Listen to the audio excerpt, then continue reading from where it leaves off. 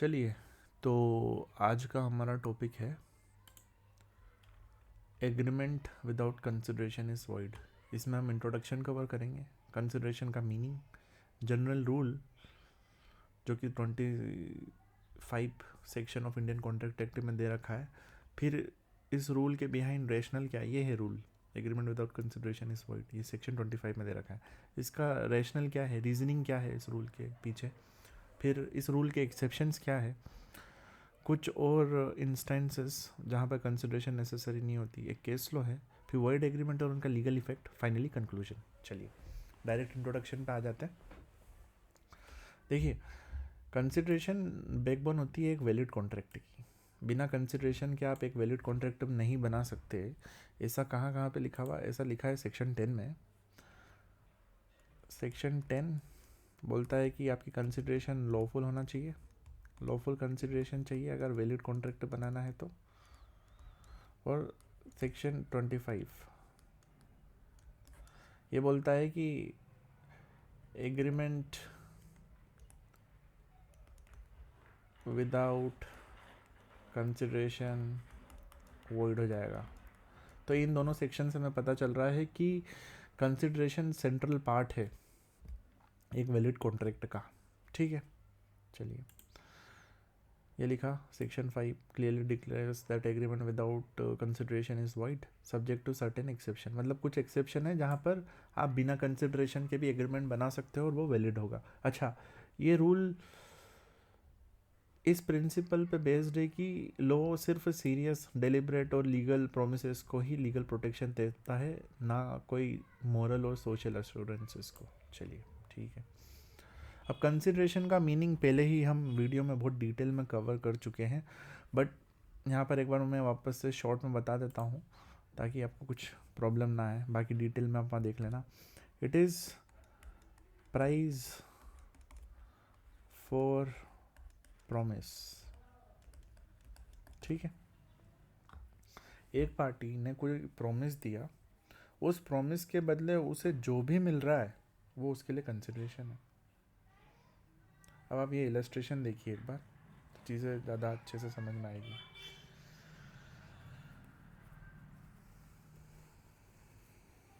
देखिए इस इलस्ट्रेशन में ए प्रॉमिस करता है बी को, नहीं पहले ए पूछता है क्या तुम मेरी कार 5 लाख रुपए में खरीदोगे। बी बोलता है कि हाँ मैं तुम्हारी कार 5 लाख रुपए में खरीदूंगा। जैसे उसने हाँ बोला, प्रॉमिस बन जाएगा। ए का प्रॉमिस है कि वो 5 लाख में गाड़ी देगा और बी का प्रॉमिस है कि वो गाड़ी के बदले 5 लाख रुपए देगा। ठीक है, तो चलो इसको यहाँ पर लिख ही देते हैं हम। A promise to sell his car to B. अच्छा, ए को प्रॉमिस के बदले क्या मिल रहा है, what A is getting here.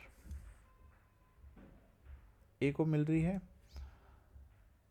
5 lakh रुपए, तो ए के लिए कंसिडरेशन क्या है, 5 लाख रुपए। बी को इस पूरे ट्रांजेक्शन में क्या मिल रहा है, कार। बी के लिए कंसिडरेशन क्या हुई, कार। बेसिकली जो पूरे कॉन्ट्रैक्ट में एक पार्टी को मिल रहा है एक्सचेंज होकर, उसके लिए वही कंसिडरेशन है। इसको हमने बहुत डिटेल में कवर किया है पिछली वीडियो में, तो आप वहाँ जाके देखिए। पर अभी इतना याद रखिए कि consideration is a price for a promise. और ये एग्जांपल याद रखिए, ए ने बी को कार दी, उसके बदले बी ने 5 लाख रुपए दिए, तो ए के लिए कंसिडरेशन हो गए 5 लाख रुपए और बी के लिए कंसिडरेशन हो गई कार। बेसिकली जिस पार्टी को जो चीज़ मिल रही है कॉन्ट्रैक्ट में वो उसके लिए कंसिडरेशन है। चलिए हम डायरेक्ट जनरल रूल पे आ जाते हैं। देखिए सेक्शन 25 में लिखा है कि agreement without consideration is void. इसका मतलब ये होता है कि यदि एक पार्टी ने कोई प्रॉमिस दिया और उसके बदले अगर सामने वाली पार्टी कुछ भी नहीं दे रही, तो ऐसा एग्रीमेंट आप इन्फोर्स नहीं कर सकते। इन्फोर्स नहीं कर सकते मतलब आप कोर्ट में जाके जो भी टर्म्स और कंडीशन लिखी है उस एग्रीमेंट में वो पूरी नहीं करवा सकते अगर सामने वाली पार्टी ने मना कर दिया। एग्जाम्पल ले लेते हैं, A promises a gift to B 1 lakh रुपए का out of generosity. A B को बोलता है कि मैं तुम्हें गिफ्ट में 1 लाख रुपए दूंगा आउट ऑफ जेनरोसिटी। बी को, ए को इसके लिए कुछ नहीं मिल रहा, बस ए ने प्रॉमिस कर दिया। बी डज नॉट प्रॉमिस और गिव एनीथिंग इन रिटर्न। ये पॉइंट बहुत इम्पोर्टेंट है कि ए ने बी को बोला कि मैं तुम्हें 1 लाख रुपए गिफ्ट में दूंगा, इसके बदले बी ने ए को कुछ भी नहीं दिया। This is a gratuitous promise and void due to absence of consideration. ऐसे प्रॉमिस वॉइड होते हैं। इसका मतलब ये है कि इसको एक और एग्जांपल से सब, मैंने आपको बोला कि मैं तुम्हें अगले महीने की 1 तारीख को 1 लाख रुपए दूंगा एज अ गिफ्ट, ठीक है, इसके बदले आप मुझे कुछ नहीं दोगे। चलिए, अगले महीने की 1 तारीख आ गई, आप मेरे पास आए कि सर हमको 1 लाख रुपए दो, आपने प्रॉमिस किया था। मैं बोल लूँगा कि नहीं, मेरे पास तो नहीं है, मैं तो नहीं दे रहा। अब आप अगर कोर्ट में जाते हो, मेरे खिलाफ केस फाइल करते हो कि सर ने ऐसा प्रॉमिस किया था लेकिन हम नहीं दे रहे हैं, तो जज साहब बोलेंगे कि नहीं, कॉन्ट्रैक्ट था ही नहीं, क्योंकि देर इज़ नो कंसिडरेशन। तो since there is no consideration there will be no enforceability, since there is no enforceability there will be no contract. ठीक है, ये एग्जाम्पल याद रखना। चलिए, अच्छा, अब इस रूल के बिहाइंड रीजनिंग क्या है, रेशनल क्या है? रेशनल यही है कि law only respect serious promises. यहाँ लिख देता हूँ मैं, law only respect and enforce serious and legal promises। देखिए, कोर्ट्स के पास फालतू टाइम नहीं है, फालतू एनर्जी नहीं है, रिसोर्सेज भी लिमिटेड है, तो वो सिर्फ ऐसे ही प्रोमिसेस को इन्फोर्स करते हैं जो कि सीरियस हो, जो कि लीगल हो। मेरली इमोशनल या कैजुअल हो, ऐसे प्रोमिसेस को कोर्ट इन्फोर्स नहीं करती है। Further, contract law mutuality of promises पे बेस्ड है कि दोनों पार्टीज़ को उस ट्रांजैक्शन में, कॉन्ट्रेक्चुअल ट्रांजैक्शन में कुछ ना कुछ मिलना चाहिए। तो बस यही कारण है, ये आप लिख देना यहाँ से पढ़ के, इसमें कुछ भी खास नहीं है। ये रहा, court only enforces those contracted those promises that have value in the eyes of law. Same चीज़ है। चलिए, इलस्ट्रेशन ले लेते हैं कि ए ने शादी में गए, एक शादी में गया, वहाँ पर बी को बोला कि मैं तुम्हें अपना घर गिफ्ट कर दूंगा।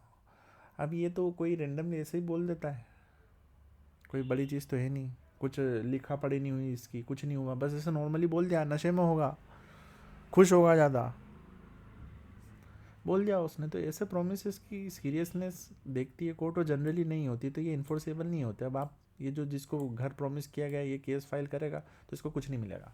ठीक है, चलिए, तो जनरल रूल हमने पढ़ लिया कि agreement without consideration is void, लेकिन कुछ एक्सेप्शन है जहाँ पर एग्रीमेंट बिना कंसिडरेशन के भी वैलिड हो जाते हैं। जैसे कि, अच्छा, ये भी सेक्शन 25 में ही दे रखे हैं। पहला है agreement made out of natural love and affection. देखिए, आपको क्या चाहिए कि आप ऐसा एग्रीमेंट बनाओ जो आउट ऑफ लव और नेचुरल अफेक्शन हो। पहला, ये उन पार्टीज के बीच में हो जो क्लोज रिलेटिव्स है ईच अदर के, they are standing in a near relation to each other, writing में हो और रजिस्टर्ड हो।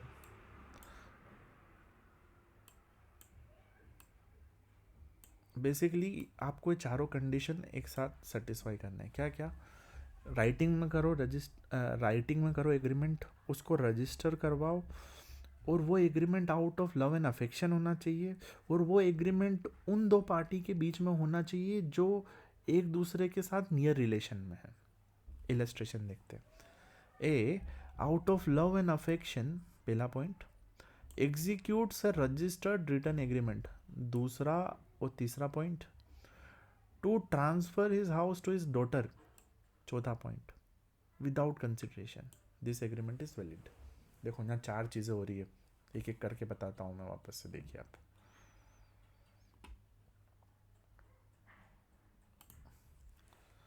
ए ने प्रॉमिस किया out of love and affection, पहला। रिटर्न प्रॉमिस हुआ है ये, और ये रजिस्टर भी हुआ है। दूसरा, ये रजिस्टर हुआ है। तीसरा, ये रिटर्न हुआ है। चौथा, अपनी बहन बेटी के साथ किया है, तो फादर और डॉटर का क्लोज रिलेशन होता है। ये वहाँ लिखा है ना, नियर रिलेशन, ये रहा, ये नियर रिलेशन को पूरा कर रहा है, ये पॉइंट। और बिना कंसिडरेशन के हुआ है तो भी ये वैलिड है। एक बाप ने अपनी बेटी के साथ रजिस्टर्ड रिटर्न एग्रीमेंट करा out of love and affection, इन दोनों के बीच में प्रेम है, क्योंकि ये फादर और डॉटर है, इनकी रिलेशनशिप भी अच्छी है। रिलेशनशिप प्रेम होना, ये पॉइंट बहुत ज़रूरी है कि लव और अफेक्शन होना चाहिए। ऐसा नहीं है कि दोनों एक दूसरे से नफरत करते, एक दूसरे को मारना चाहते, तब नहीं होगा वैलिड। ठीक है, तो डॉटर और फादर के बीच, फादर अपनी प्रॉपर्टी डॉटर के नाम पे कर देता है रिटर्न एग्रीमेंट से, जो कि रजिस्टर्ड भी है, दोनों के बीच में प्रेम है, अफेक्शन है, लव है, और ये बिना कंसिडरेशन के किया जाता है, तो ये एग्रीमेंट वैलिड है और इन्फोर्सिएबल भी है। ठीक है, चलिए, ये केस है वेंकटस्वामी वर्सेस रंगास्वामी। इसमें ये बोला है गया है वही बात कि near relationship is not sufficient, near relationship is not sufficient, natural love and affection must be clearly proved and statutory requirement must be strictly complied। यही बात है कि मान लीजिए ऊपर वाला एग्जांपल ले लेते हैं कि फादर और डॉटर है, तो ये एग्रीमेंट वैलिड तभी रहेगा जब उनके बीच में लव एंड अफेक्शन है। अगर लव एंड अफेक्शन नहीं है और अगर इनमिटी है या बिटरनेस है तो ये वैलिड नहीं होगा। यहाँ लिख देते हैं हम, चलिए, if absent, if इनमिटी मतलब दुश्मनी है दोनों के बीच में है, इनमिटी है या बिटरनेस है, नॉट वैलिड। ठीक है, चलिए, तो पहले पॉइंट में 4 रिक्वायरमेंट पूरी करनी है। लव एंड अफेक्शन होना चाहिए, नियर रिलेशन होना चाहिए, रिटर्न होना चाहिए, रजिस्टर्ड होना चाहिए। चलिए, दूसरा, promise to compensate for past voluntary services. मान लीजिए एग्जांपल लेते डायरेक्ट, ए ने बी के घर को आग से बचाया बिना पूछे। ए ने नहीं पूछा था, बी ने नहीं पूछा था कि तो मेरा घर को बचा। बाद में नहीं उल्टा बोल दिया हमने। ए के घर ने आग पकड़ ली, ए का घर आग से जल रहा है, बी बिना ए के पूछे ए के घर को आग से बचा लेता है। बाद में ए ये प्रॉमिस करता है कि वो बी को 50,000 रुपये देगा, तो ये प्रॉमिस वैलिड है। क्यों? देखो, पास्ट वॉलंटरी सर्विस, इसमें पास्ट वॉलंटरी सर्विस क्या है कि बी ने बिना ए के पूछने के उसके घर को जलने से बचा लिया, तो ये एक तो पहले ही हो चुका है, ये एक्ट पास्ट है। वॉलंटरी मतलब बिना पूछे करा उसने, बिना पूछे कि हाँ, उसने, सामने वाले ने नहीं पूछा था कि तो मेरे घर की बुझाओ आग। तो क्योंकि एक तो ये तो पास्ट में हुआ है और बिना पूछे किया गया है, उसके बाद सामने वाली पार्टी प्रॉमिस कर रही है, जिसका घर था वो प्रॉमिस कर रहा है कि मैं तुम्हें 50,000 रुपये दूंगा, तो ये वैलिड है। यहाँ पर कंसिडरेशन नहीं है 50,000 रुपये की कोई भी, फिर भी ये प्रॉमिस वैलिड है। चलिए, प्रॉमिस टू पे टाइम बार डेप्थ। अब टाइम बार डेप्थ क्या होती है? मान लीजिए मैंने आपको 1,00,000 रुपये दिए, ठीक है, और बोला कि मुझे अगले महीने की 30 तारीख को दे देना वापस। अब अगले महीने की 30 तारीख आ गई, मैं आपके पास आया कि लाओ मुझे एग्रीमेंट दो, लाओ मुझे मेरे पैसे वापस दो। आपने मना कर दिया, आपने बोला कि नहीं देना, जो करना है कर लो, जो उखाड़ना है उखाड़ लो। अच्छा, अब इसको बोलते हैं कि कॉज ऑफ एक्शन अराइज हो गया। ठीक है, कॉज ऑफ एक्शन मतलब अब मुझे केस फाइल करना है कोर्ट में, और मेरे पास सिर्फ और सिर्फ 3 साल का ड्यूरेशन है। देखिए, सीपीसी में और लिमिटेशन एक्ट में ये लिखा है कि यदि आपको मनी रिकवर करने के लिए कोई केस फाइल करना है तो 3 साल के अंदर करना पड़ेगा, जिस दिन से कॉज अराइज हो गया, जिस दिन से सामने वाले ने मना कर दिया कि वो पैसे नहीं देगा, उसके 3 साल के अंदर आपको सूट फाइल करना है। अगर मैंने वो 3 साल के अंदर सूट फाइल नहीं किया, तो फिर अगर मैं मान लो 3 साल कंप्लीट होने के बाद 4थे साल या 5वें साल में जाता हूँ कोर्ट के पास, तो कोर्ट मना कर देगी, इंटरटेन ही नहीं करेगी, बोल देगी कि तुम्हारा जो सूट है वो टाइम बार्ड है, तुम्हारी जो डेप्थ है वो भी टाइम बार्ड हो चुकी है। ठीक है, तो ये अब एक्सेप्शन देखिए, आप वापस से पढ़ते। टाइम बार्ड मैंने समझा दिया, टाइम बार्ड डेप्थ क्या होती है। ए promises to pay a debt barred by limitation is valid. A promise to pay a debt barred by limitation is valid if it is in writing and signed by the debtor or his authorized agent. इसका मतलब क्या है? वही है कि एक depth है जो कि टाइम बार्ड हो चुकी है। इसका मतलब जिससे आपको रिकवर करनी थी, आपने उसके ऊपर केस फाइल नहीं करा, तो वो टाइम बार हो चुकी है। लेकिन अब वो जो सामने वाला, अब टाइम बार हो चुकी है तो आप उसको रिकवर नहीं कर सकते। बट अगर सामने वाले ने लिख के और साइन करके दे दिया कि वो अब जो टाइम बार डेथ है उसको भी तुम्हें पे कर देगा, तो वो वैलिड प्रॉमिस हो जाएगा और ये भी अलाउड है अंडर सेक्शन 25। देखिए, दो the original depth is unenforceable, the fresh written promise creates a new enforceable obligation, है ना। इलस्ट्रेशन देख लेते हैं। A owes B 10,000 rupees but the डेप्थ बिकम्स टाइम बार्ड। ए को बी को 10,000 रुपये देना है, लेकिन वो डेट टाइम बार बन चुकी है, तो अब ए को बी को देने की ज़रूरत नहीं है, ना ही बी केस फाइल कर सकता है।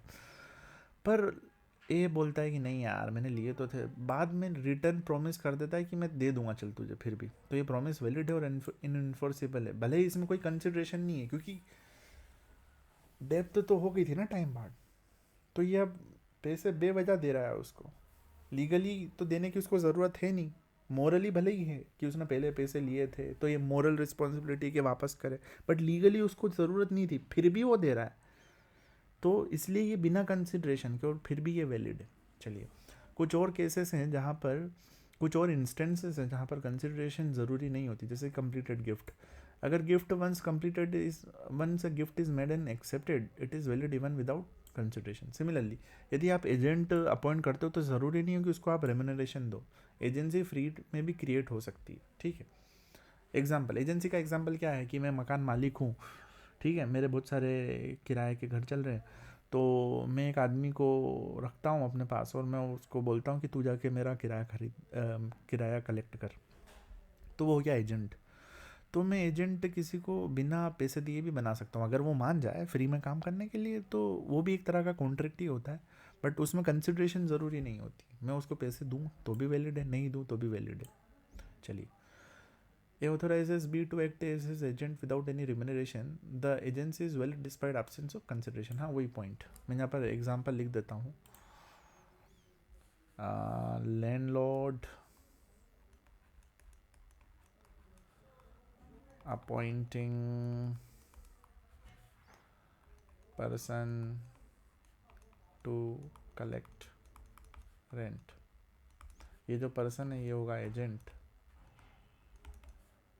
और कंसिडरेशन नॉट नेसेसरी। चलिए, अब हम आ जाते हैं, बस यही कंडीशन है जहाँ पर आप बिना कंसिडरेशन के भी एग्रीमेंट कर सकते हो और वो वैलिड होगा। चलिए, अच्छा, अगर एग्रीमेंट वॉइड हो गया, अगर आपने बिना, मान लो कि जनरल रूल में एक सिचुएशन फॉल हो जाती है कि agreement without consideration is void, तो क्या होगा? वो वॉइड अब इनिशियो ही होगा, वो एग्रीमेंट बिना कंसिडरेशन के एग्रीमेंट वॉइड ऑफ इनिशियो ही होगा, उससे कोई राइट और ऑब्लिगेशन क्रिएट नहीं होंगे और कोई भी पार्टी उसको जाकर इन्फोर्स नहीं करा पाएगी कोर्ट ऑफ लॉ में, है ना। A promises to give B a piece of land without consideration. B cannot sue A for enforcement as no valid contract ever came into existence। ठीक है, फिर कंक्लूजन में यही लिखना है, सेक्शन 25 में वैलिड कॉन्ट्रैक्ट तभी होगा जब उसमें कंसिडरेशन होगी, कंसिडरेशन नहीं होगी तो वैलिड नहीं होगा।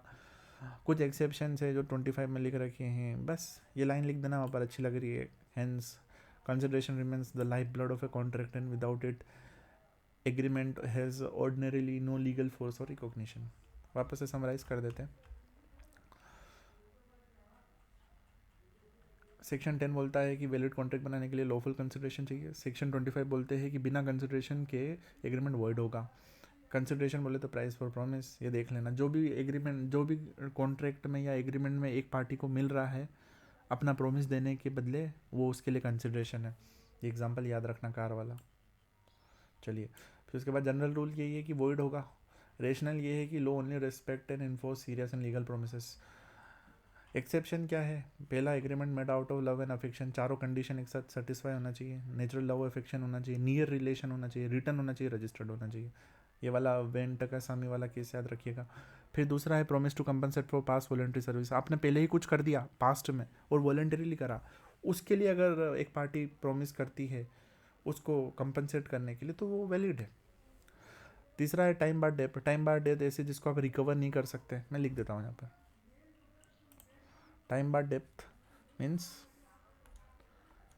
Depth which cannot be recovered because law of limitation prohibits it. Money suit 3 year limitation कि यदि आपको पैसे रिकवर करना है किसी से तो 3 साल के अंदर केस फाइल करो, ये एग्जाम्पल के लिए याद रहेगा।